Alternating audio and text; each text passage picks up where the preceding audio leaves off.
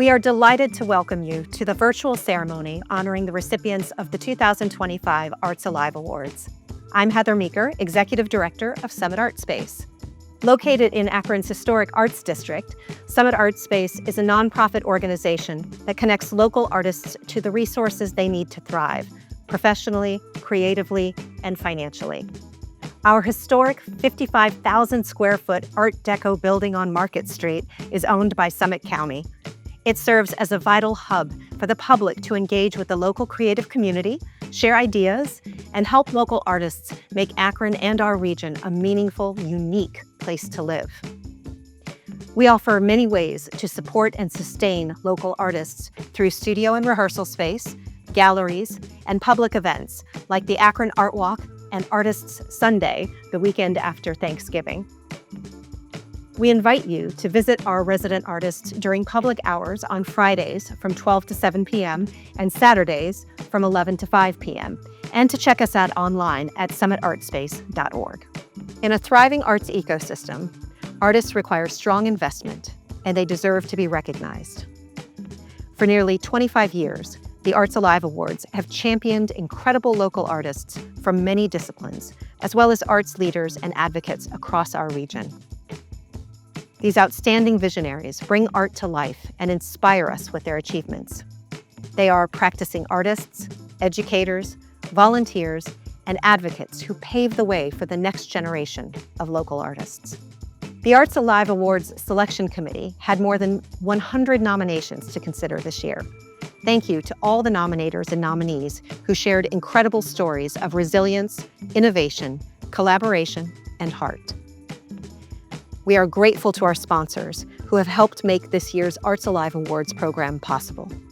Finally, we are grateful for all you do to support and advocate for local artists.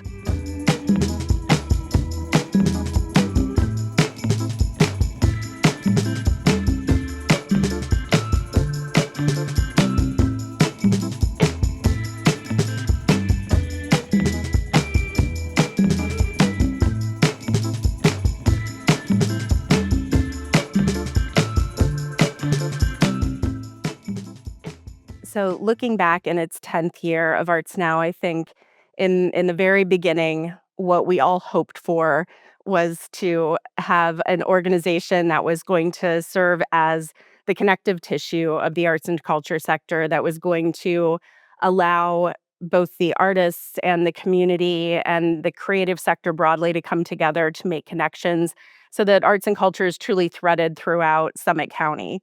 I think one of the exciting things about the cultural plan really was the community-driven priorities and the multitude of opportunities for the community to come together to help direct that, whether it was online or in-person surveys, focus groups led by artists and facilitators, the organizational meetings that we held across the city in community centers and libraries. We really wanted this to be a program and a plan that was created by the community we're here to serve. And I think what was really exciting is the way that the community turned out in developing the Akron Summit Cultural Plan. And it has been, I think, a thrill and a great joy for both Grace and I to be able to have the resources through Arts Forward to fund that work and highlight the really exciting things that we're seeing in our community every day. I think that the moment where everything clicked and came together was when we did the Arts Forward fundraiser. We gathered a group of Arts Forward grantees to help us plan this fundraiser so that it could be truly artist driven. Drew Williams from Summit DD and Althea Jones both were on the committee. Drew ended up speaking at that event about his experience of attending one of Althea's workshops with his family and the impact that that had on his own children. And you can't create those moments if they're not organic. And it really spoke to the natural and organic partnerships and connections that happen when we resource and prioritize the arts in our community. So it was really special.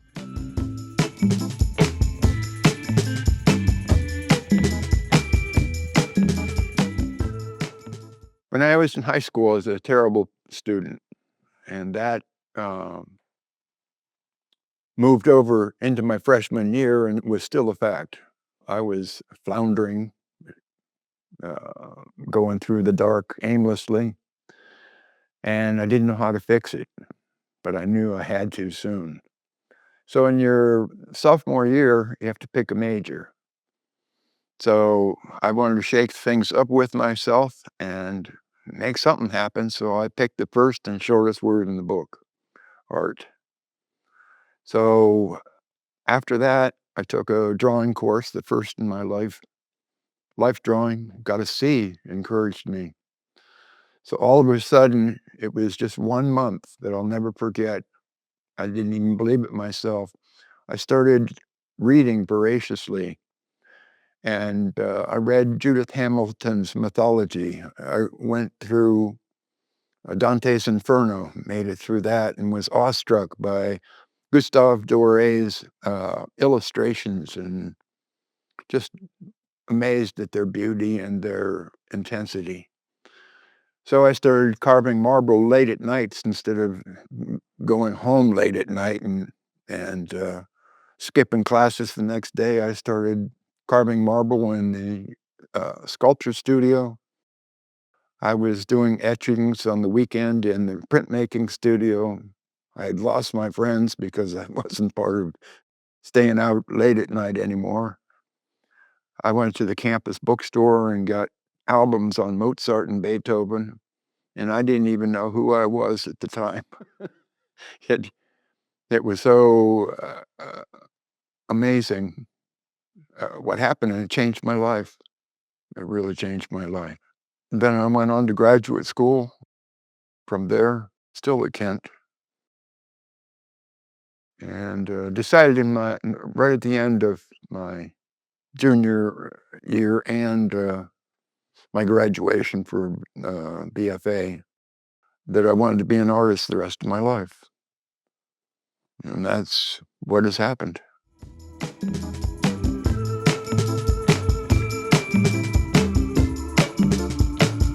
It's really cool to be a practicing theater artist in Akron and Northeast Ohio. The best part is that I get to wake up and it's not like a typical like 9 to 5. Like the heartbeat of my job is getting to connect with people, and it's so special that I get to bring people together and create art with people, and that truly is like what is the best part about being a practicing artist here is the feeling of the community and the unity of bringing everyone together to create something as one, and it's about the community and it's about uplifting the community. I think that's a challenge, especially with what's going on, around with all these funding cuts. It's a scary time, and I think that really creates more of a competitiveness, and we shouldn't be competing in this time. We need to be coming together and celebrating the little wins, because the little wins are the ones that are gonna add up, and that's what's going to really make Akron and Northeast Ohio a place where the arts can really thrive and a place where artists wanna come and make art.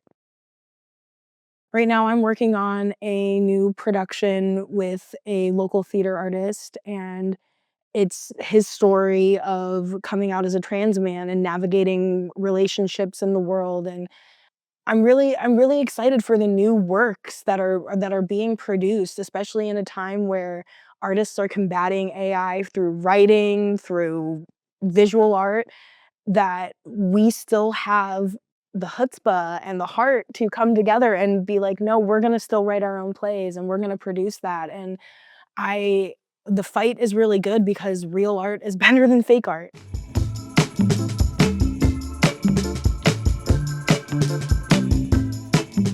Yeah, I think when we look at the evolution of the ecosystem in Northeast Ohio for dance, we want to see a place where it's not just getting by. We want to see artists thriving. We're starting to see a trend of like dance companies and independent artists trying to get away from that scarcity mindset and instead trying to find a way to come together and work simultaneously in support of one another. And I think that is starting to create a different trend in terms of how artists are interacting, and we're hoping starts to create the trend of artists being paid. And that's one of the things that not just paid, but paid how they should be paid. And I think that we continually have that dialogue going, and we're noticing artists, like independent artists, pushing to be paid and speaking up and advocating for themselves. And I think hopefully that trend just continues. And we're, as an organization, we're always here to try to just support as many resources to artists as possible, especially compensation. When I'm working with artists, I want them to feel that their voice matters, and that through the creations of work that they can begin their steps to making their voices heard. And yeah, I think, I just am really interested in authentic expression, and just a place where people feel seen and heard. And I just happen to get to do that through dance, and it's a privilege. And I'm so fortunate that that's the medium in which I get to express what I feel and what I've lived. I think that's where we really start to see the change for Northeast Ohio. It's this understanding that, like, we have to invest within the workforce of artists here, and we have to do that as organizations and independent artists by coming together and finding the ways in which we can collectively fill the areas that need more work. How do we expand beyond that? How do we convince the funders that this is worth investing in, so that this beautiful ecosystem of dance in Northeast Ohio doesn't go away? And it's something that we really, every day, that's our focus.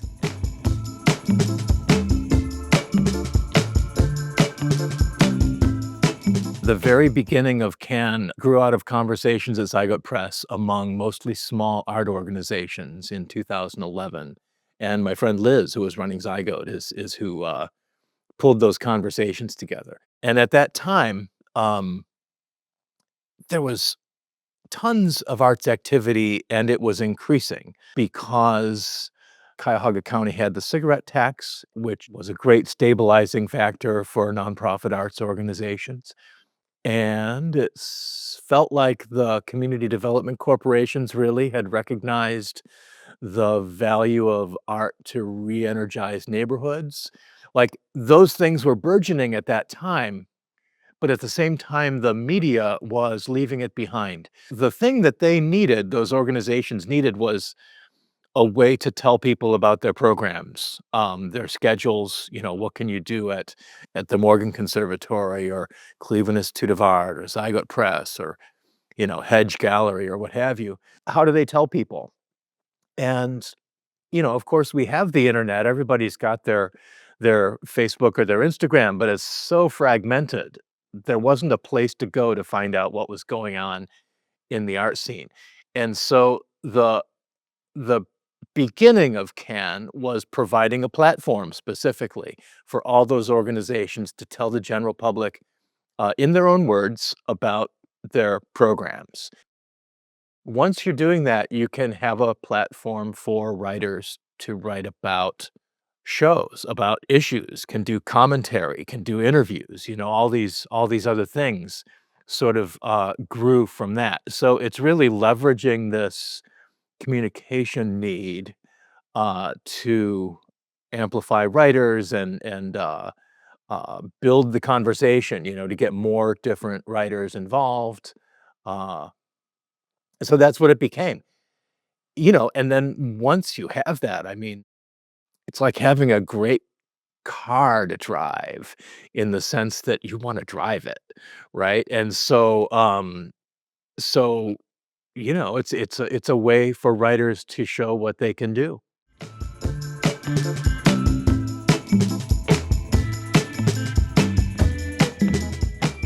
Well, I love my last record, and I don't say that often. I'm really happy with it. I have always wanted to do a stripped down acoustic record, but every time we would get in the studio, it's like, now this needs drums and this needs this and this and that, and we would always get away from the path. But this time we stuck to it, and it's stripped down, it's acoustic singer-songwriter fare, and I'm very, very happy with that. And Ryan Humbert produced it for me. And then I just wrote my memoir, so I have a book out now as well called Little Miss Akron. And then I have my band, The Crones, which is a band of all women over the age of 50. So that's the most fun because we're fighting ageism on a big scale. And we're of a certain age and we're not marketable anymore, right? So it's not like we're Katy Perry or Britney Spears. Of course, they're old now too, showing my age. But it's really fun because we're just kind of fighting a system that one didn't embrace us, didn't want us, and we made them accept us. We're lucky that we live in a place where you can grow your art and present it. So, I mean, I'm 65 now, and I first hit the Akron stages at 16, and I've just been embraced by the community, and they let me stay. I'm kind of past my expiration date, right? I keep reminding myself, I keep saying, well, there's Lucinda, and there's Chrissy Hind, and then there's Stevie Nicks, going through all like the old chicks who are still at it. I go to shows, and still some of the people that used to come see Unit 5 in 1980 will be at Crohn's shows or my CD release that I just had at the Weather Vane. And so there's a sense of community and familiarity about it. And I just really dig it here. I like being here, and I love my audience and my people. And I said in my book, and it's really true, I think a wider, larger career would have eaten me alive. I'm not cut out for it. I would have hated all of it, like the attention and the touring. And so my hometown has allowed me to stay and do my thing.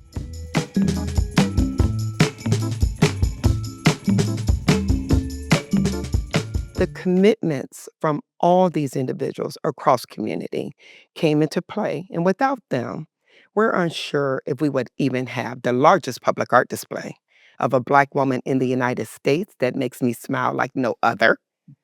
Not only that, the best Sojourner Truth public art space in the United States, our seating at maybe number 9, the world coming in to see our space due to the interpretations. We did it like no other community could because we owned the speech.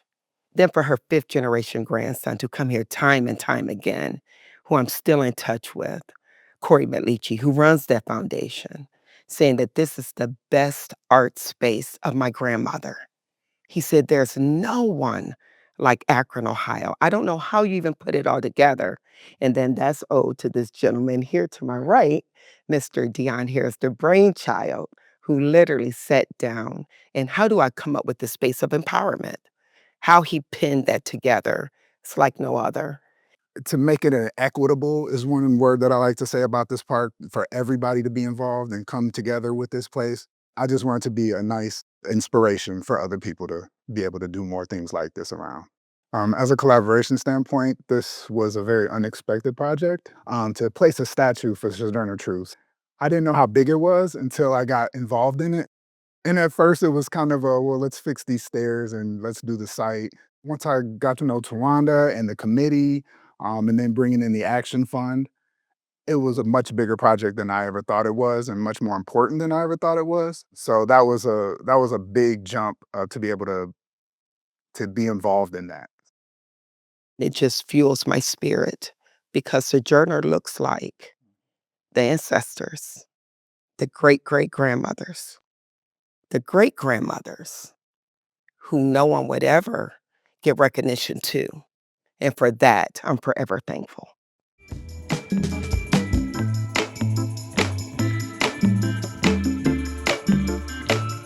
It took me a long time to figure out what my sort of niche was. I think overall I'm a creative person, but I started out in dance as a kid and singing. And when I got to college, I did everything but art and then realized, like, no, I probably should be doing art. I realized in my visual art practice, I like a lot of movement. And so there are a few pieces where people are still, but some of my favorite pieces, some of my favorite like photography subjects are like moving people. And so I love to photograph dancers. I have an amazing piece with a dancer from Cleveland. She's actually like surrounded by roses and things, but she's in motion. And I was last year's Room in a House Fellow. Thank you to Karamu. That is amazing because I used to go to Karamu as a kid. Like I actually remember seeing plays at Karamu. So that to me is just a complete full circle situation where I was a small student, because I also took dance class there, and then became an adult and won a room in the house. So I think that was very cool. It is very easy for us to be discouraged by some of the results that we see, especially when it doesn't come in the time that we think it should, because I have felt that. And realizing now, it all works out in time. And anything that you do consistently and do with enthusiasm and passion and help people along the way will thrive and grow.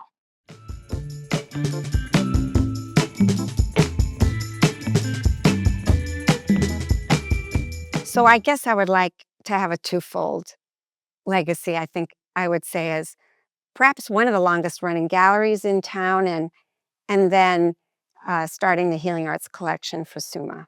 Having a gallery in the region for over 30 years was hugely important to me. It was really exciting when I was able to take some of those artists to New York for the Affordable Art Fair, which I did about 8 times, and introduce those artists in places they've never been, and they were purchased by people they never expected to buy from, including people in Saudi Arabia and hospitals in the Brooklyn area. So that was really a big thrill for me. It's a very tough career. So I think people like me, when I had my gallery, I really loved being able to help local artists. And I should say, SUMA was hugely important because at SUMA, when I did the Healing Arts Collection for the new tower and the Behavioral Health Pavilion, their goal in the Healing Arts Collection is to only have local artists. And by local, I mean at least the state of Ohio. They weren't necessarily right from Akron, but I intentionally looked at a lot of Akron and Summit County artists for that collection, and SUMA from the get-go was very interested in having that as part of its mission. I think it's very important for the community as a whole to see the wealth of talent that we have in our region and to be able to support it.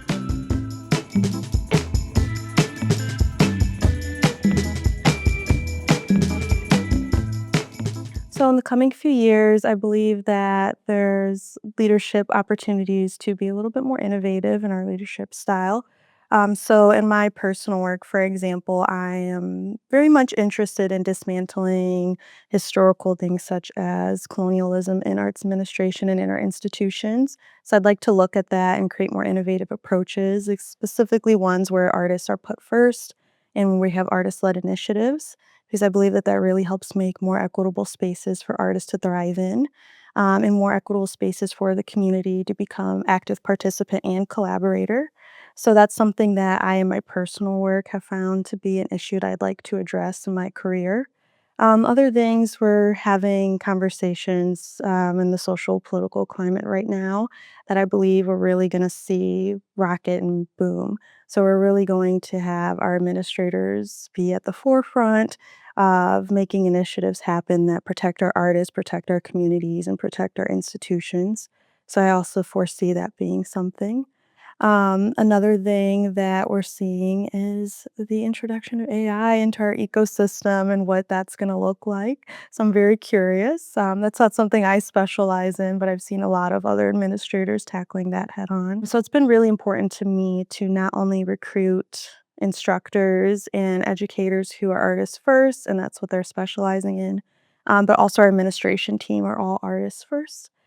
So by having those artists first experiences, we're really creating the opportunity for those individuals to feel safe and protected and at home and free to explore in a way that resonates for them.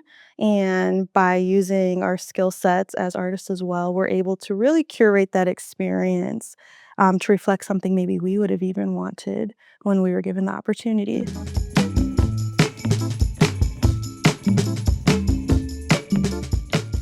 My own art practice and what I bring to the classroom feels like a very symbiotic relationship with the students. A lot of times the questions they ask put me in a position of thinking about something differently than perhaps the way I had thought about it in the past.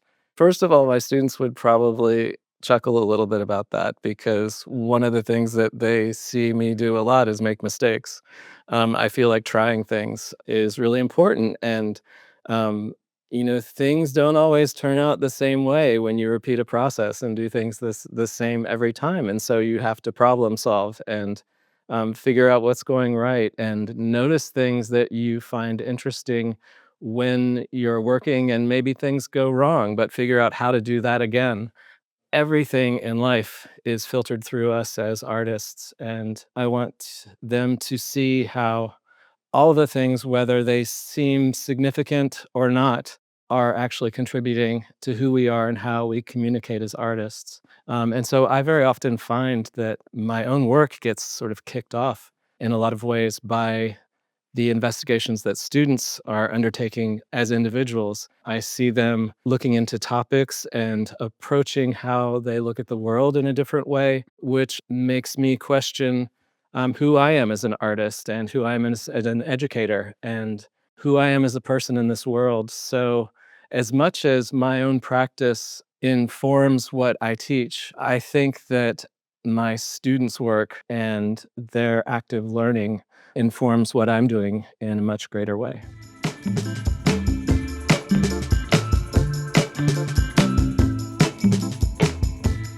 An inclusive artist centered community is centered on artists. And step one is really valuing the contributions that artists make to our communities and elevating the voices of artists.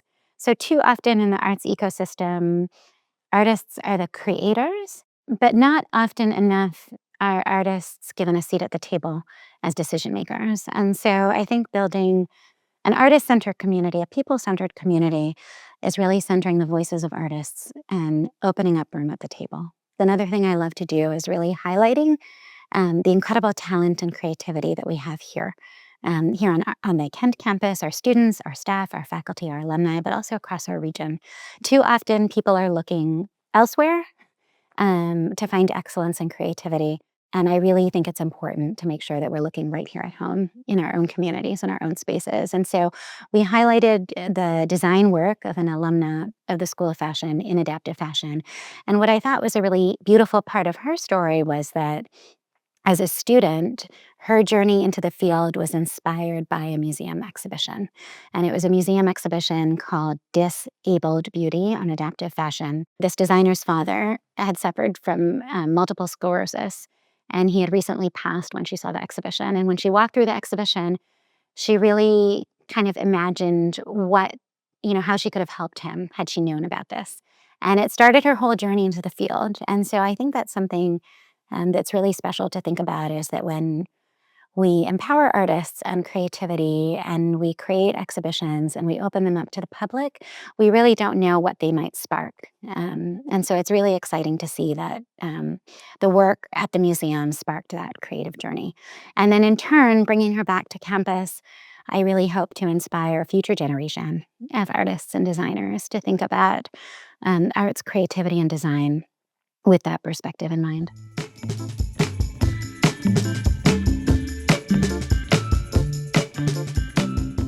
When it comes to inclusion in the arts, or in any community, communities are better when everyone who wants to be in that community can be a part of it.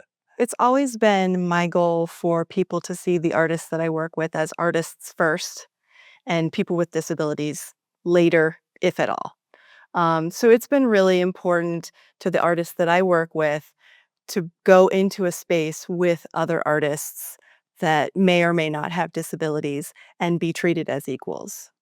Our vision is a community where people feel included. And so we have to work with community organizations to be able to leverage their work to help the people that we support be able to access those communities. So, when we think about Arts Now and the cultural plan, one of their first priorities is access and equity.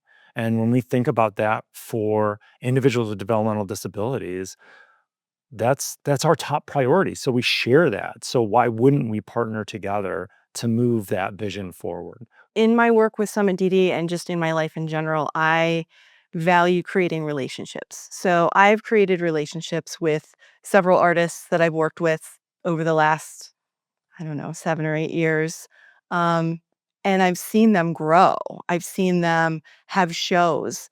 I've seen them have solo shows at Summit Art Space, something that they thought was never going to be attainable. So it's valuable to me. It's rewarding to see someone accomplish their goals.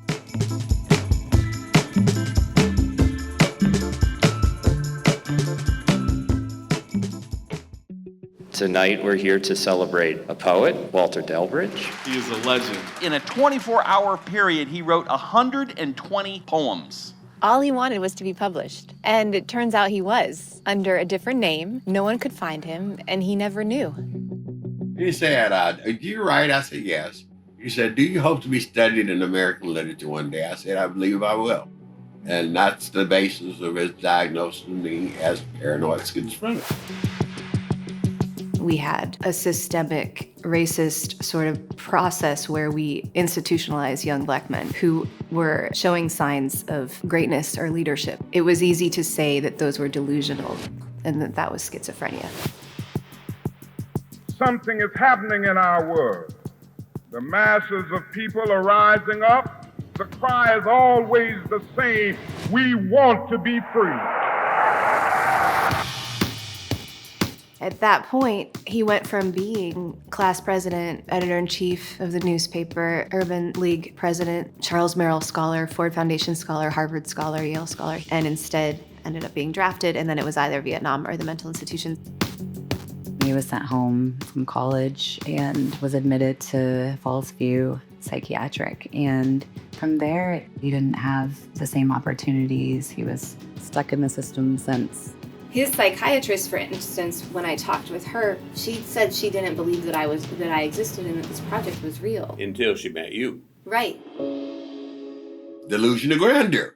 That this little guy in Atlanta going to a Black college thinks that one day his writing will be read in American literature. That was the basis of the paranoid personality diagnosis. As far as whether I'd be read or not, I don't know much about that. It's always a chance. I'm so grateful to be able to work on the book. Oh, wow. And to see some of his work finally be published in a time when he can experience the success of that. We're here to honor a great man, a great writer, a great poet, Walter K. Delbridge. I want to share with you this evening a poem I wrote. This inner spirit that's within me, I call my higher self. And this is what he said. This is the poet as I see. A poet is a mind seller, soul dweller, and teller of heartbeats. A poet, I see, must be the me in all of we, and nature, and life eternal, screaming and praying and saying, tell it like it is. If Walter was not diagnosed with schizophrenia, where would he be today? Psychiatrists beat me over 46 years. They don't have me beat. Someone like you makes someone like me feel understood. The only way to make it all make sense is just a musical instrument and a crazy muse.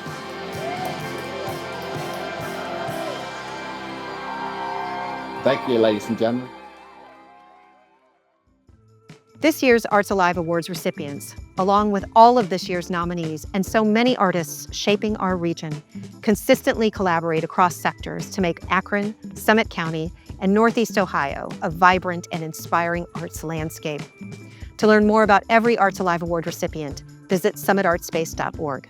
There, you can view their online profiles and access links to their websites and social media platforms. We hope you'll also explore the Akron Summit Cultural Plan at akronculturalplan.com. It offers 10 distinct priorities to fundamentally strengthen arts and culture in our region. Launched nearly 5 years ago by Arts Now, its purpose has become even more essential as we celebrate its successes. Artist and author James Baldwin once wrote, "The challenge is in the moment. The time is always now." There is so much you can do right now to support local artists and the arts in Akron and Summit County. Thank you for your dedication to helping local artists thrive.